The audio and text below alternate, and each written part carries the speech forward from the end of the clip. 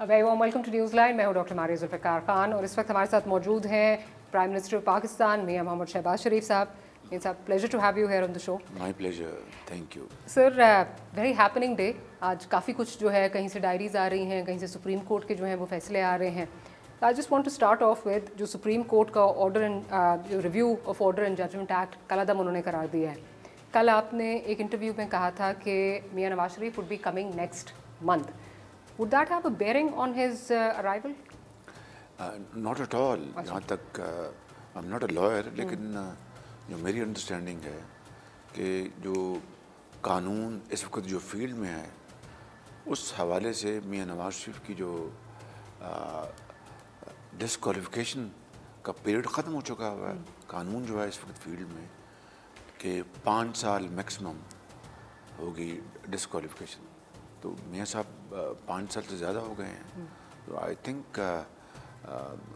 किसी को गलत फहमी हुई। मियां साहब इंशाअल्लाह अल्लाह अंजाद तो पाकिस्तान आएंगे। मियां साहब के ऊपर ये अप्लाई नहीं होता। अगले महीने ही आएंगे सर? उम्मीद है इंशाअल्लाह नेक्स्ट मंथ इंशाअल्लाह 16 के बाद। मैं तारीख का यहाँ पर तो ऐलान नहीं कर सकता, लेकिन इंशाअल्लाह अगले महीने। क्योंकि मियां साहब ने कहा था कि मुझे मौजूदा जो जुडिशरी है और जो चीफ जस्टिस हैं उनके होते हुए इंसाफ मिलता नज़र नहीं आ रहा। So of course after his retirement then not necessarily. Not necessarily. अच्छा सर, एक और चीज़ है जिससे आज जो ये केस साथ जुड़ा हुआ, इसके 184(3) में ही उसको भी सुना गया, जो खैबर पख्तूनख्वा और पंजाब में इलेक्शंस वाला मामला है।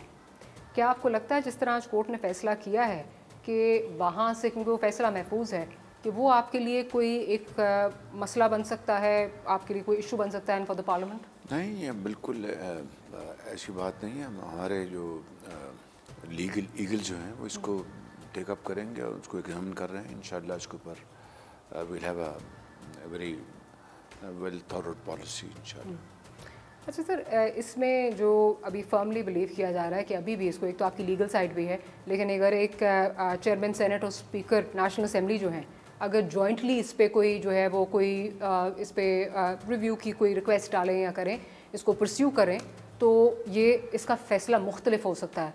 लेकिन जो स्पीकर जो चेयरमैन सेनेट हैं, वो तो ख़ुद एक एस्पिरेंट के तौर पर जो है सामने आ रहे हैं कि perhaps he is also aspiring to become जो आने वाले केयरटेकर प्राइम मिनिस्टर हैं। देखिए, ये तो अब फैसला प्राइम मिनिस्टर और लीडर ऑफ द ऑपोजिशन ने करना है। ये आइन और कानून ये कहता है। कल हम मिले थे, आज भी हमने मिलना था। मुझे आज लाहौर जाना पड़ा अचानक, तो उम्मीद है कि मेरी उनसे शायद आज शाम को या कल मुलाकात होगी। तो उसमें हम इंशाअल्लाह मामलात मशावरत से तय कर लेंगे। आज या कल कंक्लूसिव इसका निकल आएगा इंशाअल्लाह। But is he an aspirant? Chairman senate जो है क्या एस्पायर कर रहे हैं? मैं इस बारे में कुछ नहीं कह सकता, इसलिए कि मेरा और लीडर ऑफ द ऑपोजिशन से हम दोनों का ये मामला तय हुआ था कि हम कोई नाम अभी पब्लिक नहीं करेंगे। नहीं सर, नाम तो पब्लिक ना करें, लेकिन क्या कहीं से, बिकॉज ग्रेप वाइन और जो चल रहा है इस वक्त वो ये है कि ना कैटेगोरिकली उनसे भी जब सवाल हुआ तो वो ना भी नहीं करते, आप भी ना नहीं करें, तो दैट मीन्स कहीं ना कहीं लाइन में तो है। ना है ना हाँ है, इसलिए कि मेरी तरफ से तो कोई नाम पब्लिक में नहीं आए। हमारी आपस की मुशावरत है और ये तय हुआ था कि हम जो भी नाम हम डिस्कस कर रहे हैं उनको हम पब्लिक नहीं करेंगे। आपकी तरफ से ना है संजरानी साहब पे? नहीं, ऐसी बिल्कुल कोई बात नहीं है। I am still sticking to my point that we will not make this public. ठीक है, चलें। I think I should read between the lines. आप ना कह रहे हो ना हाँ कह रहे हैं, ठीक है। अगर ना होता तो यू वुड हैव सेड जो आप बेहतर समझें। चले, जो मैं बेहतर समझूँ। सर, इस वक्त जो सिचुएशन लग रही है चेयरमैन पीटीआई के हवाले से, केस आफ्टर केस एक उनके जो है उनके खिलाफ आ रहे हैं, और लेटेस्ट जो साइफर वाला केस आया है और जो उसमें लेटेस्ट डेवलपमेंट्स हैं, उससे ये लगता है कि जो सियासी मैदान है उसमें से तो वो बाहर होंगे। इस दफ़ा तो खैर डेफिनेटली जो है बाहर होंगे, आने वाला पता नहीं। 2 पार्टी सिस्टम दोबारा जो है वो आता हुआ नज़र आ रहा है। बट हिस्ट्री टेल्स अस कि व्हेनेवर एक लीडर जो है वो जेल में होता है तो उसकी पॉपुलैरिटी जो है वो बढ़ जाती है। Do you see him as a threat? देखें, ये फैसला इस मुल्क के अवाम ने करना है। मेरा ये फ़र्ज़ है, मेरी पार्टी का, मेरे कायद में नवाज शरीफ का, कि हम आवाम के पास जाएंगे, जो हमारा रिकॉर्ड है उसको ईमानदारी से we will convey this to the people of Pakistan. इसी तरीके से बाकी पार्टीज़ भी वो अपना मंशूर, अपनी कारकर्दगी लेके जाएंगे। फ़ैसला अवाम ने करना है। लेकिन अगर ये कहा जाए कि जेल जो है ये कोई ज़मानत है पॉपुलैरिटी में इजाफे की, तो आई थिंक जो तारीख़ जो है वो एक मिक्स किस्म की बताती है इसके नताइज। बाज़ औक़ात ऐसा हुआ है, लेकिन जहाँ पर कौम के जो वसीतर मफाद को जहाँ पर डैमेज किया जाए, बहुत मजरूह किया जाए और बयान ये दिया जाए कि मैं ही सिर्फ एक ईमानदार आदमी हूँ, बाकी सब चोर और डाकू हैं, और जब हक़ाइक़ सामने आए तो ख़ुद आपने करप्शन की हो, रंगे हाथों पकड़े गए हों, तो इन हालात में ये कहना कि पॉपुलैरिटी बढ़ेगी या कम होगी, आई थिंक इसकी फ़ैसला इस आवाम करेगी। But do you think as a political opponent, अब जो भी जिस तरह सिचुएशन है, क्या आपको लगता है कि आपको टफ टाइम देंगे वो? देखिए, टफ टाइम माजी में भी हमारे पीपल्स पार्टी के मुकाबले होते रहे। कभी हमने टफ टाइम दिया, कभी उन्होंने टफ टाइम दिया, और फैसला तो फिर अवाम ने करना होता है। तो टफ टाइम अगर ये देना चाहते हैं तो हम उसके लिए तैयार हैं, बिल्कुल, absolutely, there is no second thought about it. Two party system वापस आता हुआ नज़र आ रहा है आपको? इट्स अर्ली टू से कि टू पार्टी सिस्टम आएगा, लेकिन ये बात ज़रूर है कि जो लोग अपनी ज़ात के लिए पाकिस्तान के मफाद को कुर्बान करने पर तुल जाएं, उनकी सियासत में कोई जगह नहीं है। बिल्कुल। सो पीटीआई इस फॉर्म में आपको नज़र नहीं आती? मैं ये कहूँगा कि पीटीआई के लीडर इमरान नियाज़ी और उनका जत्था 9 मई को पाकिस्तान की ओवरवेलमिंग मेजॉरिटी ने इस शैतानी अमल को, इस एक मुल्क दुश्मनी को रद्द कर दिया था मुकम्मल तौर पर, और एक जत्था था। वो जत्था और इमरान नियाज़ी यकीनन वो इस अहल नहीं है कि वो इस मुल्क की खिदमत की ज़िम्मेदारी उनको दी जाए। अगर अवाम देना चाहते हैं तो और बात है, लेकिन हक़ाइक़ ने साबित कर दिया है कि उन्होंने अपनी ज़ात को ऊपर रखा और कौमी मफाद को कुर्बान करने के लिए कोई कसर नहीं छोड़ी। सर, साइफ़र पे जो इस वक्त आ रहा है, जो मसला आ रहा है, जो चीज़ें, जो डिटेल्स आ रही हैं उस पर सारी, how do you take that? क्या आप मैं कल एक इंटरव्यू में सारे मैं हक़ाइक़ बता चुका हूँ, I wouldn't want to repeat it, लेकिन हकीकत यह है कि इमरान खान ने साइफ़र लहराया था, फिर उन्होंने तस्लीम किया कि मुझसे गुम गई। मैंने कल ये कहा कि अगर वो कॉपी गुम गई है, कता नज़र इस बात के कि ये बज़ाते ख़ुद एक बहुत बड़ा जुर्म है कि आप बतौर वज़ीर-ए-आज़म, आपको कानून ये इख्तियार नहीं देता कि आप साइफ़र की कॉपी साथ ले जाएं। आप सरकारी ज़िम्मेदारी निभाने के लिए उसको पढ़ें, बहस करें, डिस्कस करें, लेकिन आपको किसी ने ये इख्तियार नहीं दिया, ये जुर्म है। अब अगर चोरी हो गई है तो ये छप किस तरह गया? तीसरी बात जो मैं कहना चाहता हूँ कि नेशनल सिक्योरिटी कमेटी में, जिसको मैंने 2 मरतबा चेयर किया, उसमें यूनानिमस ये व्यू था, और वो जो असद मजीद जो इस वक्त सेक्रेटरी खारजा हैं, उन्होंने वहाँ पर ये बयान दिया जी कि मैंने जो वहाँ पर बातें हुई उसको मैंने अपना कन्वे कर दिया और अपनी असेसमेंट दी। कहीं दूर दूर तक ये साजिश का कहीं जिक्र तक नहीं आया कि अमेरिका इसमें मुलव्वस है। तो इससे बड़ा झूठ जिसने पाकिस्तान अमेरिका के ताल्लुकात को मजरूह किया और एक अफरा तफरी पैदा की, ये बहुत, मैं समझता हूँ कि ज़्यादती की बात है। अच्छा, आपने कल एक और चीज़ कही, आपने इंटरव्यू में कहा कि हमारे ताल्लुकात बरादर इस्लामी मुल्क सऊदी अरेबिया के साथ जो है वो ख़राब करने के लिए इमरान साहब तुले हुए थे।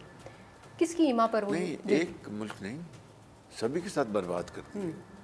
सबसे एक तहकमाना अंदाज में बातें करना और एक किस्म की बड़े गरूर के साथ यानी पैसा भी मांगना और आगे यानी गरूर और अकड़ना भी, ये कहाँ का एक लेकिन स्पेसिफिकली जो सऊदी के साथ हो रहा था, बिकॉज हमारे साथ हर दफ़ा जहाँ हम मतलब हमें ज़रूरत पड़ी है वो हमारे साथ खड़े हैं, तो क्या वो आपने क्या किस बेसिस पे आप ये बात कर रहे हैं कि आप किसकी ईमा पर जो है वो ये कर रहे थे, क्या कर रहे थे, या उनको समझ ही नहीं थी इतनी? नहीं, उनकी समझ तो वैसे भी उनकी बदकिस्मती से इट्स IQ बिलो एवरेज है, बट वो तो अल्लाह की देन है। मगर असल बात यह है कि उनका रवैया, उनकी बातें अपने सऊदी भाइयों और फरमानरवा के लिए जो थी, वो इंतहाई वो गिरी हुई बातें थी और जो सब उनको पहुंची। और बहुत यानी एक पाकिस्तानी के तौर पर मुझे उसकी बड़ी तकलीफ़ हुई कि एक ऐसा बरादर मुल्क जो कि पाकिस्तान के लिए हर वक्त बुरे वक्त में खड़ा रहा और एक बहुत ही दिल के साथ पाकिस्तान की मदद की, मादी, माली, सफारती, ऐसे मुल्क के साथ ये रवैया किसी तौर भी ये मुनासिब नहीं था। और उनका इस बारे में उनका जो गिला बिल्कुल जायज़ है, लेकिन अल्लाह का शुक्र है कि हमने इन 16 महीनों में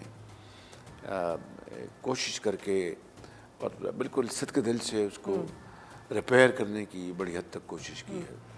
अच्छा सर, इसमें अब ऑब्वियसली वो सही भी नहीं लगता, मॉरली भी नहीं ठीक लगता, वैसे भी नहीं, पॉलिटिकली भी नहीं ठीक लगता, लेकिन कमिंग बैक जो ये भी हो रहा है, सारा केयर टेकर पे जा रहा है इस्लामाबाद, आपको पता है बहुत सारी बातें हो रही होती हैं। ये भी है कि आप शायद खुद भी कंटिन्यू करना चाहते हैं एज केयर टेकर, क्या आप जी क्या ऐसी, ताकि आगे जो भी कोई पॉजिटिव्स आएँ, कोई क्रेडिट अगर लेना हो, कोई उसमें जो पॉजिटिविटी आती है तो आपकी गवर्नमेंट, क्योंकि आपने इतना पॉलिटिकल कैपिटल बर्न किया है, तो वो ले सकें, कोई इस तरह की ख्वाहिश कहीं है? इसमें कोई हकीकत नहीं, बिल्कुल कोई हकीकत नहीं। 100% ये गलत खबर है, 100%। Sir again coming back to political burning, political, और अगर कोई अच्छी बातें होती हैं इस इंटरम मुद्दत में, I will be the happiest person as a Pakistani, believe me. It's not about me, it's about this country. Of course it is. The people of this Pakistan. The larger picture is of course is about. Absolutely. But having said that, आपने बहुत political capital burn किया है। कोई शक नहीं। कोई इसमें शक नहीं है। कोई शक नहीं है। लेकिन जब आप जाएंगे आवाम के पास, क्या स्टोरी सेल करेंगे? उनको बताएंगे कि मुल्क को डिफ़ॉल्ट से बचाया, मुल्क डिफ़ॉल्ट होने जा रहा था, इमरान नियाज़ी ने क्या तबाही की थी, IMF के साथ किस तरह मुआहदे को तोड़ा। बट सर आम आदमी को समझ आएगी नहीं, समझ जब मैंने समझाया कि अगर डिफ़ॉल्ट होता तो हमारा रुपया अपना शायद आज 300 क्रॉस कर गया होता। अगर खुदा न खासा डिफ़ॉल्ट होता, हमारी जो इंतहाई जो अहम जो हमारी आइटम्स हैं वो नायाब होती, अद्वियात न मिल रही होती, लाइफ सेविंग ड्रग्स न मिल रही होती, I agree with you, लाइनें लगी होती, but unfortunately अवाम वो चीज़ देखते हैं जिससे वो गुजर रहे होते हैं। You're right, that हाँ, वो नहीं देखते वो चीज़। अवाम को हम ये गुजारिश करेंगे, बताएंगे किस तरह नवाज शरीफ के दौर में 20 घंटे की लोड शेडिंग ख़त्म हुई थी, अगर वो दौर था, और किस तरह उस ज़माने में जो इन्फ्लेशन थी वो 4% से कम थी, किस तरह तरक्की का पहिया वो तेज़ी से आगे बढ़ रहा था। और उसके बाद जो 4 साल आए, क्या हुआ, वो वही इन्फ्लेशन वो 4% बढ़ के 12% चली गई, वही तरक्की का पहिया जो 6% पे था वो मनफी हो गया। तारीख़ में दूसरी मरतबा था, एक दफ़ा 50 की दहाई में और दूसरी दफ़ा इमरान नियाज़ी के दौर में। और किस तरह पाकिस्तान जो है एक मुश्किल तरीन हालात में आ गया, करप्शन रैम्पेंट थी, चाहे वो ये चीनी का स्कैंडल हो, चाहे गंदम का स्कैंडल हो, आपको अच्छी तरह पता है। राइट। BRT ये अरबों खरबों जो खाए गए इस कौम के थे ना, अगर वो अवेलेबल होते तो गरीब आवाम को मुहैया किए जाते, जेबों में डाल दिए गए। BRT उसकी जो थी इन्वेस्टिगेशन नैब की वो रुकवा दी गई। इस तरफ जो हमारे खिलाफ जाली केसेस बनाए गए, वहाँ पर कोई कोर्ट स्टे ऑर्डर देने को तैयार नहीं। बिल्कुल इसी से मैं, जो कल बिलावल साहब ने बात की है फ्लोर ऑफ द हाउस पे, उन्होंने खड़े होकर जो बात की, उन्होंने ये कहा कि कल नहीं है, परसों कि जो लेगेसी पिछले 30 साल से जो सियासत चल रही थी, हम चाहते हैं कि मुझे और मरीम नवाज शरीफ साहिबा को ये आगे लेके जो है वो ना जानी पड़े, कुछ रूल्स ऑफ द गेम जो है वो तय हो जाएं। बिकॉज इस तरह के बड़े बड़े स्कैंडल्स हमें हर दौर में जो है वो नज़र आए हैं कि ये हो गया, मुझे बता दें, they don't reach their culmination point. मैं ये कह रही हूँ जी, इन 16 महीनों मुझे एक स्कैंडल गिनवा दें आप, यानी अपना कोई करप्शन का केस। मेरा पॉइंट ऑफ व्यू ये है, नहीं, मैं आप भी का सवाल है ना, मैं उसी का जवाब दे रहा हूँ ना। काइंडली अब जरा मुझे 10 सेकंड दे दें। आपने जो कहा कि इस तरह के स्कैंडल जो हैं उनका, तो इस 16 महीने में कुछ स्कैंडल बता देना मेरे कहने का मतलब या मेरी हुकूमत। मैं वो बता रही हूँ, जो पार्टी आप मैं बड़े अदब से सर अगर इजाजत दें, जस्ट हेयर मी आउट, मैं वो बात नहीं कर रही, जस्ट हेयर मी आउट। चलिए, अगर आप उस बात से हट गए तो अच्छी बात है। What I am trying to say is कि जब किसी पार्टी पे जो है एक्स लगता है तो हमें ये बताया जाता समेत आपके कि ये स्कैंडल है, वो कभी आपके केसेस जो हैं वो कभी फिर कल्मिनेशन पॉइंट पे नहीं पहुंचते और उनको किसी सर्द खाने में डाल दिया जाता है, अगेन इंक्लूडिंग योर पार्टी, जो आपके साथ किया गया। आपको देखिए 90s से जो है ये केस चले आ रहे हैं, कभी चलते हैं फिर बंद, कभी चलते हैं फिर बंद। जो रूल्स ऑफ द गेम वो कह रहे हैं, क्या आपको समझता है इट्स टाइम कि रूल्स ऑफ द गेम तय हो जाएं? आपने देखा नहीं कि नवाज शरीफ साहब के खिलाफ जो झूठा जाली केस था, LDA प्लॉट्स, मैं यही कह रही हूँ सर, वो अल्हम्दुलिल्लाह वो सेटल हुआ और अदालत ने कहा कि ये सब झूठ था, फ्रॉड था, नवाज शरीफ के खिलाफ कोई सबूत नहीं मिला। लेकिन जिन्होंने सर्द खाने में डालना होता है वो कल को जिस वक्त फिर कोई आएगा वो फिर निकाल लेंगे, फिर कोई और केस निकल आएगा। मैं उस पे कह रही हूँ, आपकी बात बिल्कुल दुरुस्त है। ये एहतसाब के नाम पर इंतकाम नहीं होना चाहिए किसी सूरत भी। एहतसाब वो जो सबको नजर आए, शफाफ हो। So are you ready to change the rules of the game? Absolutely, we are absolutely ready। इसलिए मैंने एक से ज़्यादा मरतबा कहा कि आएँ चार्टर ऑफ इकोनॉमी को करें, किस तरह हकारत के साथ उसको ठुकराया गया। अब तो रेडी, आज भी ये अब तो वो कहते हैं कि मैं रेडी हूँ, अब तो मैं बात करने में, तो that boat has sailed of course, but कितना वक्त खो दिया हमने, और मुल्क को हम कितने जो है वो पीछे ले गए। बिल्कुल नहीं, तबाही हो गई। Right, final question, president can continue जब तक नया सेटअप नहीं आता। ये आइन, हाँ बिल्कुल, ये कहता जी। Would you want him to continue? Well, I think we should respect the Constitution of Pakistan. No two opinions about it. Whether you agree with him or not is a separate thing. We have to respect the Constitution of Pakistan. On that note, I know you've had a very busy day and it continues. So I'm just going to wrap up today's segment. Thank you very much, Prime Minister साहब, कि आपने programme के लिए वक्त निकाला. Thank you very much, Dr. We'll end this segment here. Dr. Sahiba, very kind. Thank you, sir. आपने याद किया. I'm very grateful. Thank you. We'll have to end this segment here. एक छोटी सी ब्रेक लेते हैं. ब्रेक के बाद हाजिर होंगे तो गुफ्तगू को लेकर जाएंगे लीगल एक्सपर्ट्स के पास और उनसे पूछेंगे कि क्या ऑप्शंस हैं, आज का जो फैसला आया है उसकी क्या रैमिफिकेशंस हो सकती हैं. We'll be right back.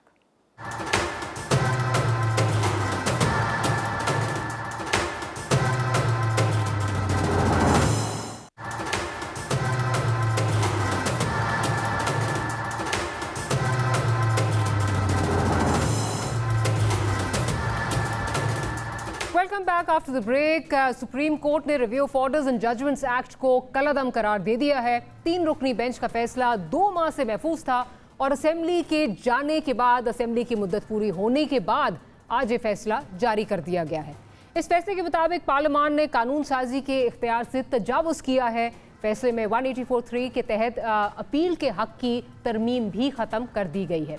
इस फैसले के सियासी असरात क्या होंगे, क्योंकि ये कयास किया जा रहा है कि इस कानून के बाद नवाज शरीफ और जहांगीर तरीन के लिए अमली सियासत में वापसी के दरवाजे खुल जाएंगे. लेकिन PMLN के मुताबिक इस कानून का नवाज शरीफ साहब के केस से कोई फ़र्क नहीं पड़ता, उस पर कोई असर नहीं होगा.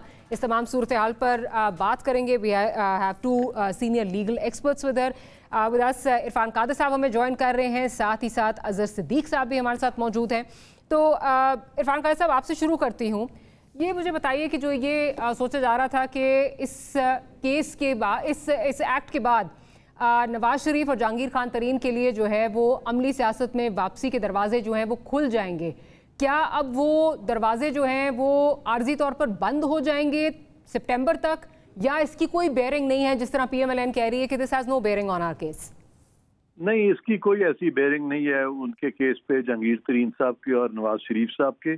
जहां तक वो नाअहली का ताल्लुक है, वो तो ऑलरेडी कानून आ चुका है कि वो 5 साल से ज्यादा हो नहीं सकती, और वो 5 साल तो गुजर चुके हैं। और दूसरी चीज, जो पनामा केस में जो एक उनकी कन्विक्शन हुई थी, उसमें मरियम भी एक्विट हो चुकी हैं, और उसी प्रिंसिपल पे मियाँ साहब भी एक्विट होंगे, क्योंकि उसमें एविडेंस ही कोई नहीं है जिससे पता चले कि वो जो असासा जात है वो मियाँ साहब ने एक्वायर किए थे, या कि मियाँ साहब का कोई रोल था किसी करप्शन या करप्ट प्रैक्टिस में। सो आइदर वे इससे कोई फर्क नहीं पड़ता मियाँ नवाज शरीफ के केसों को या जहांगीर तरीन साहब के केसों को, या कि मियाँ नवाज शरीफ साहब की जो कन्विक्शन है वो भी साफ नजर आ रहा है कि अब that would be set aside. तो ये सूरत हाल है इस वक्त। अच्छा अजहर सिद्दीक साहब, योर स्टांस ऑन दिस, कि सिरे से इससे कोई फर्क ही नहीं पड़ेगा जिस तरह इरफान कादिर साहब कह रहे हैं, या आप समझते हैं कि आर्जी तौर पर कम से कम जब तक सुप्रीम कोर्ट में तब्दीलियां नहीं आती तब तक तो दरवाजे बंद ही हैं? इस पर जरा आपका कमेंट लेना चाहूंगी। बहुत शुक्रिया। इरफान कादिर साहब असल में वो हमारे वकील भाई हैं, वो तो वकील हैं, अभी बात करेंगे एक सियासी जमात के तौर पर। हमें आईनी और कानूनी बात करनी है। बात जरा समझिएगा कि ये इस कानून की जरूरत क्यों पेश आई। समझना आपको ये है, एक तो था कि इलेक्शन वाला मामला चल रहा था, इलेक्शन आइंदा से कोई ऐसी खुद नोटिस वगैरह अगर हो तो उसको कंट्रोल करना था। दूसरा मकसद ये था कि कुछ इससे एक रिलीफ लेना था एक किस्म का, वो मैं आपके सामने रख देता हूँ। ये जो बात कह रहे हैं ना, इससे फायदा कोई नहीं होना या नुकसान नहीं, इससे दरवाजे बंद हो गए हैं नवाज शरीफ के 2 वजह से। एक तो बात जरा समझ लीजिएगा, ये आइन के आर्टिकल 62(1)(f) की जो डिस्क्वालिफिकेशन है फॉर लाइफ है, सुप्रीम कोर्ट ये कह चुकी है, आप किसी कानून के जरिए उसको रिस्ट्रिक्ट नहीं कर सकते हैं until and unless amendment is being made in constitution.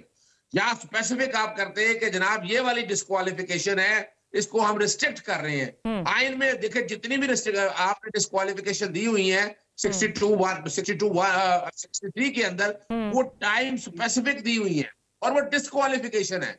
62(1)(f) जो है ये क्वालिफिकेशन है, यानी एक आदमी झूठ बोलेगा, फ्रॉड करता है, झूठ बोलता है, साधो कर अमीन नहीं है, आप कहेंगे 5 साल बाद वो साफ हो जाएगा, बिल्कुल ऐसा नहीं है। यानी ये तो हो सकता है कि एक आदमी को सजा दी है तो फलां सजा गुजारने के बाद दोबारा आप लेकर आ जाएंगे, तो ये शायद खुशफहमी है या खाम ख्याली है कि और देखिए बड़ी मजेदार बात है, ये कहते हैं कि जनाब ये सुप्रीम कोर्ट ने जाते हुए भी जनाब ये कानून रद्द क्यों कर दिया।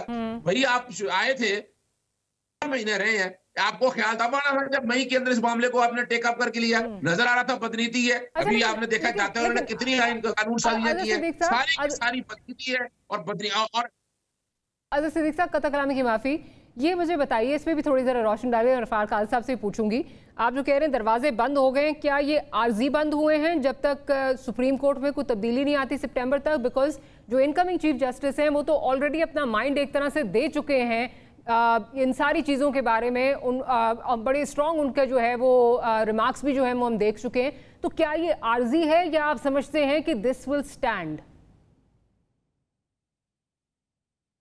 अच्छा देखिए, मैं एक बात बता दूं, अनटिल अनलेस 62(1)(f) की जो क्वालिफिकेशन स्टैंडर्ड ये जो लिमिट आई है, वो सुप्रीम कोर्ट किसी और केस के अंदर नहीं, वो तो आज भी दरवाजे खुले हैं, यानी किसी वक्त भी सुप्रीम कोर्ट बैठती है, लार्जर बेंच बैठता है और वो समझता है कि नहीं, वो किसी की डिस्क्वालिफिकेशन सामने आती है, लार्जर बेंच बैठता है। अनटिल अनलेस जब तक वो लार्जर बेंच नहीं बैठता और उसकी इंटरप्रिटेशन कोई काउंटर नहीं करता है, अलहदा नहीं करता है, या आइन में तरमीम नहीं होती है, तब तक नो चांस, बिल्कुल कोई चांस नहीं है। और ये भी खुशफहमी है कि जनाब को चीज स्प्रीम कोर्ट तब्दील होगी तो पता नहीं क्या। राइट, अच्छा मुझे अगर इजाजत दीजिए, मैं जरा तो मिल जाएगा, लेकिन प्रिंसिपल है प्रिंसिपल वही रहेगा। राइट, मैं जरा इरफान कादिर साहब से पॉइंट ऑफ व्यू ले लूं। इरफान साहब, आप क्या कहेंगे जो अजहर सिद्दीक साहब बात कर रहे हैं कि ये एक मिसकंसेप्शन है कि जो इनकमिंग चीफ जस्टिस हैं उनका माइंडसेट डिफरेंट है, उनकी गो के उनके रिमार्क्स भी हमारे सामने आ चुके हैं, तो वो कह रहे हैं कि ये एक मिसकंसेप्शन है, ये कोई चीज़ें चेंज नहीं होंगी। देखें, अजहर सिद्दीक साहब जो हैं बड़े जज्बाती आदमी हैं और मैं हरगिज इनके जज्बात को ठेस नहीं पहुंचाऊंगा। ना ही मैं ये कहूंगा कि इनका व्यू गलत है, ना ही मैं ये कहूंगा इनका व्यू सही है, ना मैं ये कहूंगा कि इनका व्यू कानूनी नहीं है। इस तरह की बातें मैं नहीं किया करता। मैं तो अपनी बात करूंगा और मैं यही चाहूंगा कि अजहर सदीक साहब भी अपनी बात दलील से करें। वो जजमेंट मेरे ऊपर ना पास करें, क्योंकि मैं उन पे कोई जजमेंट पास नहीं कर रहा।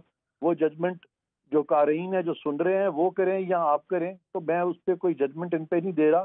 तो इंसिडेंटली इनकी जो ये बात है कि ये कानून जो आया है ये सुप्रीम कोर्ट के फैसले को वो ख़त्म नहीं कर सकता और वो आईनी तरमीम से हो सकता है, यहाँ पे भी मैं यही अर्ज करूंगा कि मैं इनसे एग्री नहीं करता। बस मैं इनकी इस बात से एग्री नहीं करता। उसकी वजह ये है कि पार्लियामान जो है जब वो कोई कानून बना देती है तो उसकी जो भी तशरीह है आइन की वो फाइक होती है, फ़ौक़ियत उसको मिलती है अदालत की तशरीह पर।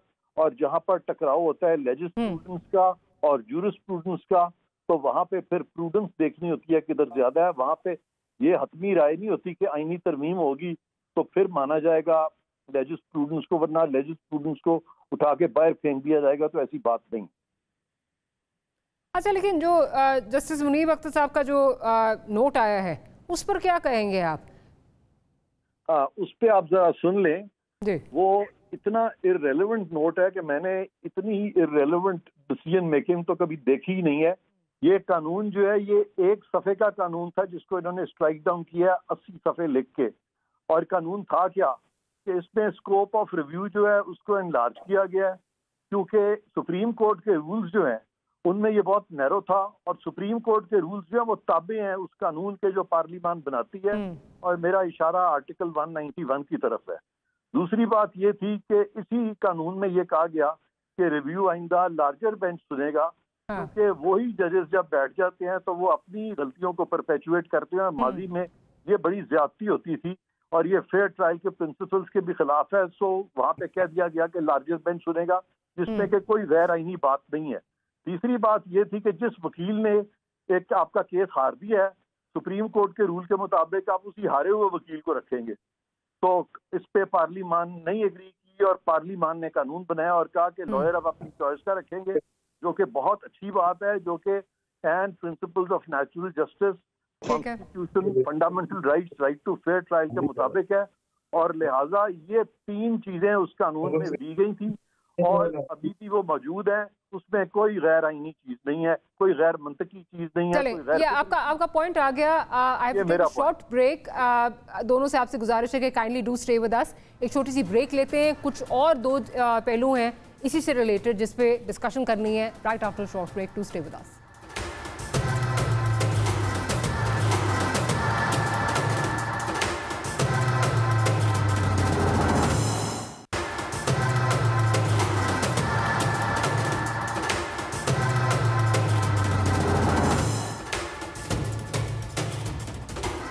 Welcome back after the break. Siddique साहब आपकी तरफ आते हूँ। सिद्दीक साहब, जो दूसरा फैसला इसी से मुंसलिक किया जा रहा है 184(3) के तहत जो पंजाब और केपी में इलेक्शंस वाला मामला है, उस पे कहा जा रहा है कि ये हुकूमत के लिए, जो आउटगोइंग हुकूमत है उसके लिए खतरे की घंटी है, उसमें बहुत सारा उनके लिए कॉन्सिक्वेंसेस हो सकते हैं। देखिए, एक बात मैं बड़ी बात बताऊं, बड़े अदब के साथ बताऊं। सुप्रीम कोर्ट है और सुप्रीम कोर्ट में जजेस ऐसे नहीं भर्ती होते। हाई कोर्ट के बाद फिर सुप्रीम कोर्ट जाते हैं। जो फैसला देते हैं वो बड़ा सोच समझ के है और अक्सरियत का फैसला होता है। ये जो हुकूमती लोग है वो उनका अपना एक नुक्ता नजर होगा, लेकिन मैं एक चीज बड़ी क्लियर कर दूं आपके सामने। वो समझना है कि नजरसानी का मतलब नजरसानी होता है, अपील नहीं हो सकता। आर्टिकल 188 को बड़े ध्यान से पढ़ने की बात है। अब आए जो बड़ी जबरदस्त बात आपने की आर्टिकल 184(3) के अकॉर्डिंग। असल में ये सारा जो कोशिश थी ना, ये कोशिश थी किसी ना किसी तरह से ये इलेक्शन वाला जो मामला इनके गले से उतार लिया जाए। वो नहीं अब उतरना। वो अब देखिए, दो वजह थी जिनकी वजह से ये डिले करते रहे। वो था कि जनाब हमने सारे इलेक्शन इकट्ठे कराने, ना आइन में ना कानून में किसी जगह नहीं है कि इलेक्शन इकट्ठे होने हैं। दूसरा था जनाब पैसे नहीं है। वो पैसे के सबूत भी बाद में आ गए थे कि कितने पैसे मौजूद है। स्टेट बैंक की रिपोर्टें, हर चीज रिकॉर्ड पे आ गई। अब क्या है, अब देखिए, अब बदनीति देखिए इस पार्लियामान की, गुंडागर्दी का लफ्ज इस्तेमाल करूं। भाई 3 दिन पहले असम्बलियां को तहलील की है। भाई आप आइन तो तोड़ रहे हैं ना। आइन में लिखा हुआ है कि आपने 5 साल बाद इलेक्शन कराने हैं। अब 5 साल या तो आपको पहले तोड़ दें, यानी आपके पास वक्त, और पहले वजह क्या है तोड़ने की भी, और 30 दिन फालतू क्यों दिए हैं? इलेक्शन की तैयारियां नहीं होती। यानी ये 60 दिन देने का मकसद ये नहीं है कि आपने कोई हनीमून पीरियड है, ये बुनियादी तौर पर है 52 दिन है इलेक्शन का शेड्यूल और 8 दिन दिए जाते हैं बाकी चीजों के लवाजमात को सामने रखकर। यानी इसलिए नहीं, इलेक्शन की तैयारियां पूरी होती हैं, सिर्फ इस प्रोसेस के अंदर क्या काम करना होता है वो बताया जाता है।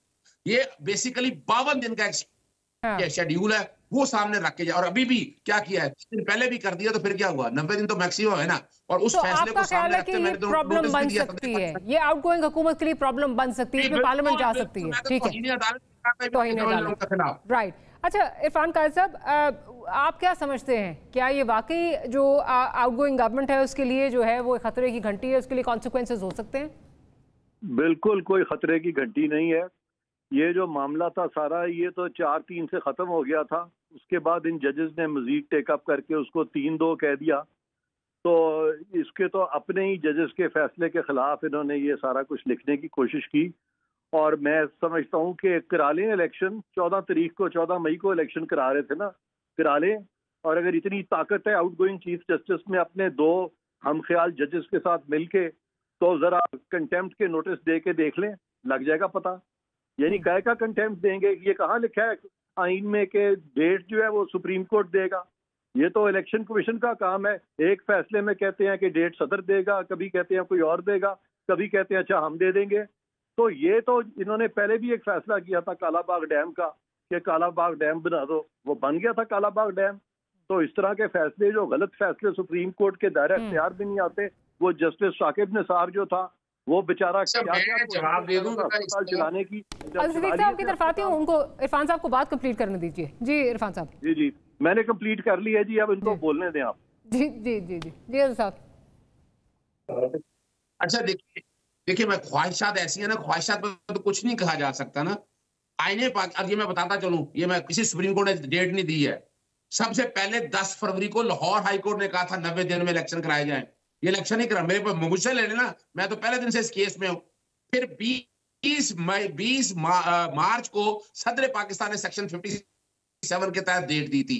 ये मैं रिकॉर्ड पे बातें कर रहा हूं आपके सामने। और सेक्शन 57 सदर को डेट देने का कहता है। अब बदनीति से इलेक्शन कमीशन आया, अगर डेट बदलता फिर अपनी तरफ सुप्रीम कोर्ट ने तो आइन का निफाज करना है ना। आइन देखिए, बात बड़ी बाजी है, 90 दिन में इलेक्शन कराने हैं ना, तो इसकी इंटरप्रिटेशन और क्या होगी?